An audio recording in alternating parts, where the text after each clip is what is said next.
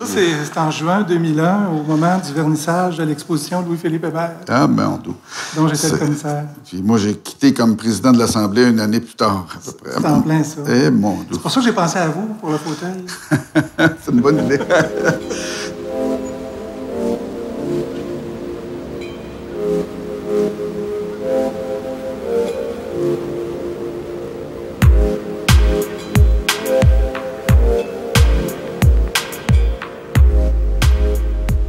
Les fauteuils de l'Assemblée, comme celui-ci, les présidents quittaient leurs fonctions avec leur fauteuil. Et même certains députés aussi, s'ils le voulaient, pouvaient quitter l'Assemblée nationale quand ils prenaient leur retraite ou qu'ils étaient défaits avec leur fauteuil. Mais les présidents, c'était comme vraiment la tradition, puis les fauteuils des présidents sont plus beaux et plus spectaculaires. Moi, quand je suis arrivé comme député en 1976, cette tradition-là avait déjà été terminée. Mais je pense que c'est intéressant de savoir ça.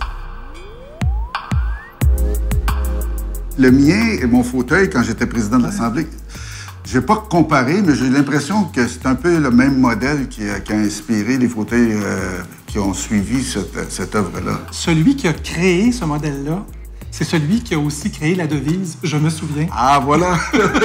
C'est ça, Eugène-Étienne Taché imagine ça, ce fauteuil-là, en 1887. Il dessine le premier et les archives de l'Assemblée nationale conservent ce dessin-là.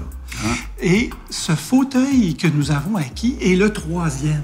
Et le troisième? Et le troisième fauteuil de président de l'Assemblée législative à l'époque, aujourd'hui Assemblée nationale. Mais il y a une particularité pour les armoiries. Avez-vous remarqué? Bien, il y a la couronne britannique en haut. Ça, j'imagine que c'est à cause de ça, la monarchie. Mais il y a... Je suis pas sûr que le troisième en bas, ça représente les Écossais. Parce que dans les armoiries, il y avait aussi une espèce d'instrument de musique qui représentait les origines écossaises. Mais moi, je pense que ça, c'est la feuille d'érable, si je me trompe pas. Vous ne vous trompez pas. Et là, ça veut dire que c'était les Canadiens. C'était le nom qu'on donnait aux Québécois avant les années 60.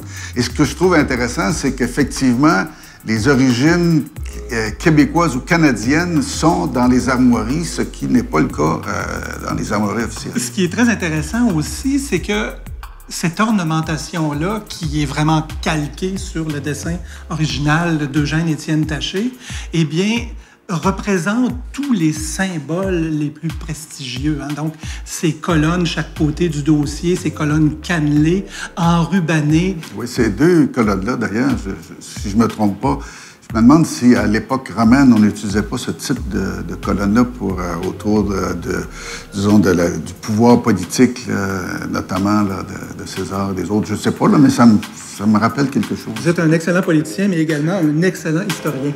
Ben, merci.